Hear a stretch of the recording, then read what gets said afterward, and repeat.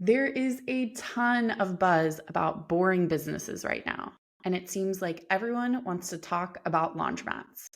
My husband and I bought a laundromat in San Francisco in 2023. I'm the primary operator, and I have had so many people reach out to me asking what it's actually like to own a laundromat. In this video, I'm going to be sharing 5 lessons I've learned after a year of owning and operating our mat. I'll also be creating another video sharing answers to the most common questions I get about laundromats, including how much money my business makes. So be sure to check that one out. All right, let's get into it. Lesson number 1, laundromats are not passive income. Laundromats are like any small business. They require operators. And at the size that most laundromats are, that operator is most likely going to be you. When it comes to small business ownership in general, I just don't really think there's any such thing as passive income or passive ownership. Unless, of course, you are a minority partner, you own a small percentage of the business, sure, you could consider that passive income. But if you're looking to own a majority of a business and you're looking to make a majority of the profit, it's going to require work.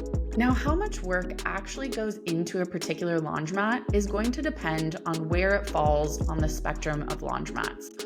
On the one side, you've got a completely self-service laundromat, and then on the other side, a full-service laundromat. So a self-serve laundromat is one that's just open for washing and drying. Customers come in and do their own laundry. You still might have an attendant, but you probably don't need as much staffing as a full-service laundromat. A full-service laundromat is one that offers additional services. So not only can people come in and wash and dry their clothes, but most likely the mat also offers wash and fold, dry cleaning, maybe alterations, other laundry-related services.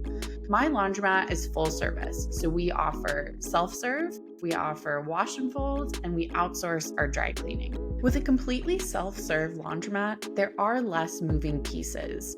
You're not dealing with processing wash and fold orders, you're not coordinating with delivery drivers. It's generally more straightforward. But you still need to maintain the place. Machines require maintenance, machines break, customers misuse machines, and it's really important to keep the place clean. So that means either you're going in, probably on a daily basis, because laundromats can get dirty really fast, or you're paying for staff to maintain the place, answer customer questions, help when a quarter gets stuck. And of course, that requires you paying staff. When you have wash and fold orders that the attendants are processing, that revenue is going to pay for their wages. When you don't have that service in place, then their wages are going to come out of the self-serve revenue. So if there's enough revenue from self-serve to cover the wages of the attendant, then maybe that means you're only coming in once or twice a week to collect the coins, collect cash, do other admin tasks. But again, it's really going to depend on how much revenue is coming from the self-serve. In this day and age, a lot of laundromats do have at least a wash and fold service. Half of our revenue comes from our wash and fold and dry cleaning, so that's a big part of our business. Now, when you have a full service laundromat like I do, obviously there are more things that you as the owner need to pay attention to. I am really fortunate to have amazing employees who do a really great job in our wash and fold orders and take care of a majority of the wash and fold and a majority of the cleaning. Our laundromat is open every day of the year from 7 a.m. to 10 p.m., but we only have staff for 30 hours a week.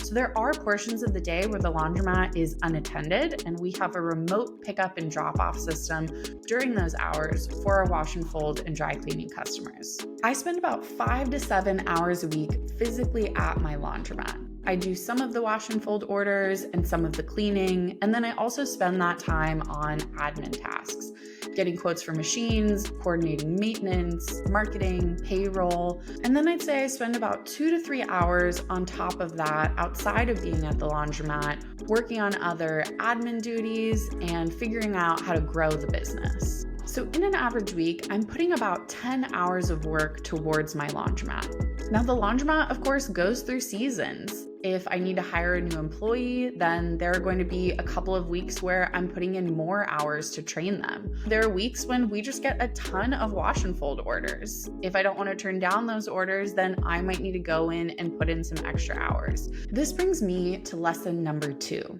When you own a small business, it's important to work both in and on your business. Working in your business refers to the day-to-day activities that make your business run. So at a laundromat, that would be wash and fold orders, cleaning, and customer service. Working on your business is strategic planning. Marketing, sales, creating customer relationships, getting new accounts, hiring new employees, things that will make your business grow. I do think there is a danger as a small business owner in getting too stuck in working in your business. You might just end up in a situation where you bought yourself a job.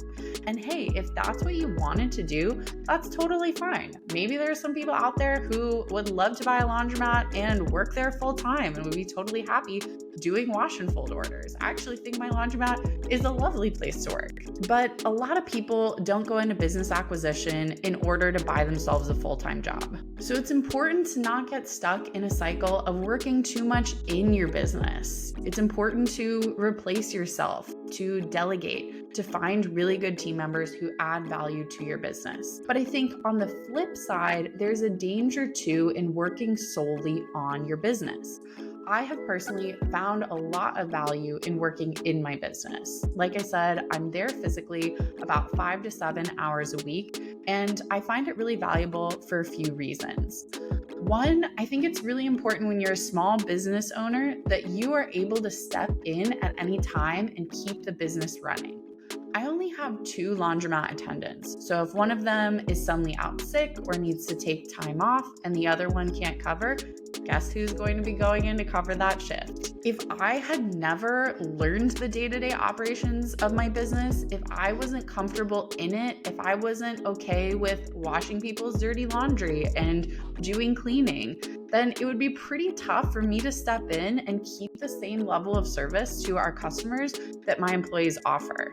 The balance of working in and on your business is going to shift depending on the size of your business.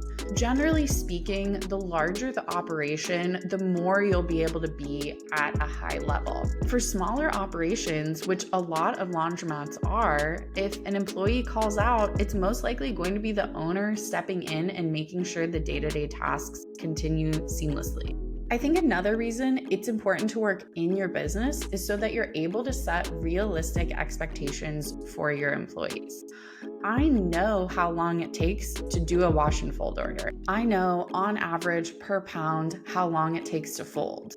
I know what it's like on a busy morning when half of the machines are full from self-serve and you're trying to find an open washer and you're also trying to do this fold and you've got someone coming in dropping off a dry cleaning order and you've got a delivery driver coming in. I understand how busy it can get and what the responsibilities day-to-day look like.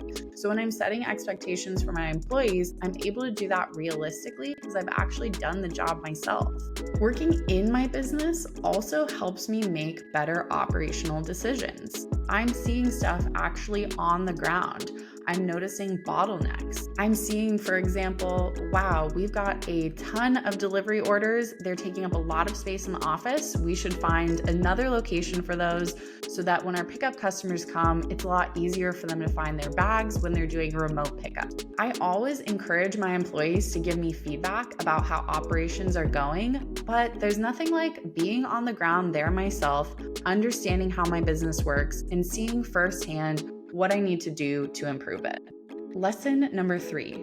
Having a flexible schedule is key. Before we bought our laundromat, I had a typical 9-to-5 corporate job, and I was initially thinking I would keep that job for a couple months just to have some extra income while we transitioned into owning the laundromat. I figured I'd take a couple days off, do training with the sellers, and then just answer the phone as need be. I am really glad I didn't do that. After we closed on our laundromat, I was there every day for 14 days straight. learning the operations, and seeing what the laundromat was like at different times of day. I wanted to see what's it like at 7 a.m. on a Tuesday and 9 p.m. on a Thursday. I really wanted to understand the daily and weekly cadence of the business, and I wanted to know operations inside out.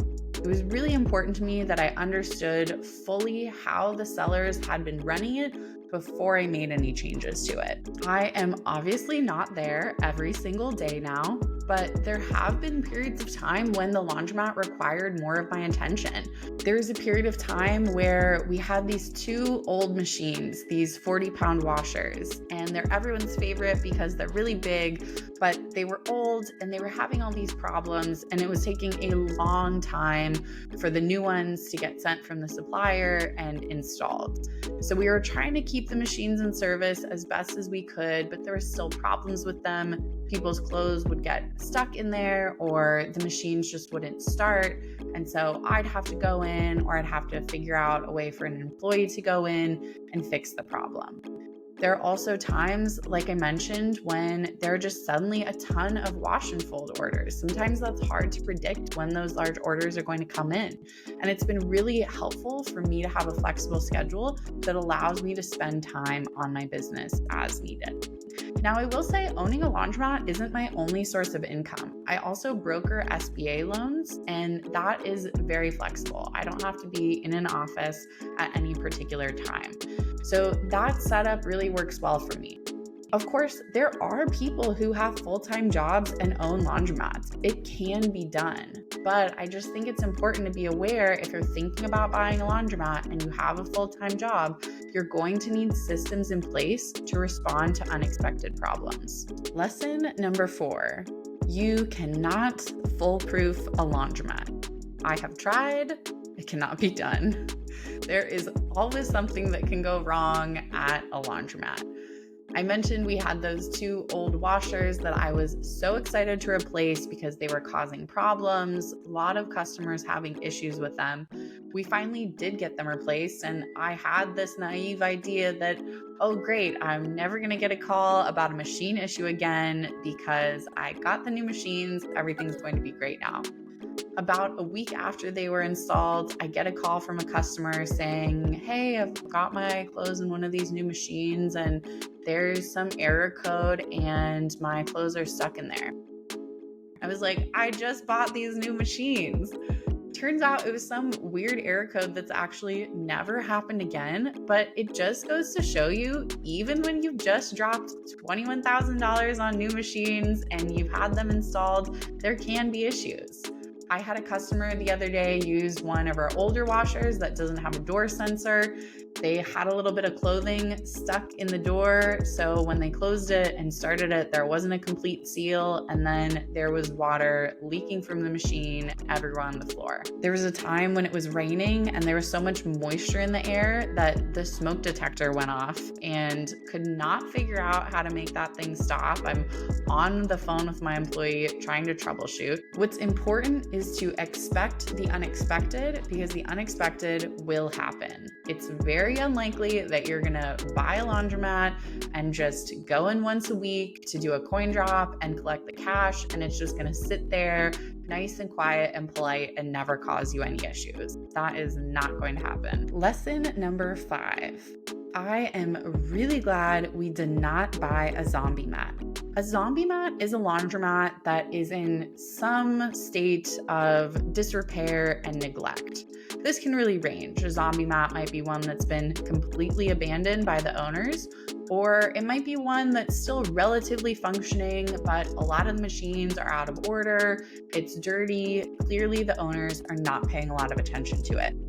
These can seem like attractive investments, and we actually did consider buying a zombie mat. It was 3 blocks away from the laundromat that we ended up purchasing. A lot of the machines were old, it didn't have good Yelp reviews. That laundromat ended up closing actually a few months after we closed on our laundromat, and we got a lot of their self-serve customers. Now that I have purchased a really well-functioning laundromat and had the experience of owning it, I understand how much work would have gone into turning around that laundromat. not just work, but money too. A zombie mat can seem like a good investment at first when you look at the sticker price, but you have to consider then how much money is going to go in to making it a really well-run laundromat. You might have to do a complete equipment replace, which the cost for that can really range depending on the size. But just to give you perspective, those 2 new washers that I bought, $21,000. So you can imagine if that's the price for 2 machines, replacing an entire laundromat can be hundreds of thousands of dollars, maybe even more than that, depending on how big the mat is. You've got to consider too why the owner isn't putting more effort into the laundromat and why the laundromat isn't currently more successful. Is there too much competition in the area? Is there some physical issue with the space? Maybe a plumbing problem that's going to be really too expensive and not worth it to fix? Is there some problem with the landlord? Is there some challenge in the lease? There can be a lot of reasons why someone might not want to put effort into their laundromat anymore. And maybe the reasons are satisfactory to you and you have the time, energy, and money to step in and turn that laundromat around. But if you've never owned a laundromat before, I would just caution you to think about this very carefully, because not only are you going to be learning how a laundromat works and how to make it successful, you're also likely going to be dealing with buying new equipment and maybe a full-on construction project on your hands. So don't get too excited when you see that laundromat on BizBuySell listed for $30K. There's a reason it's that cheap. So there you have it. 5 lessons I've learned after a year of owning and operating a laundromat. I hope this video has been helpful to you, and be sure to check out my other video where I'm going to answer the most common questions I get about owning a laundromat.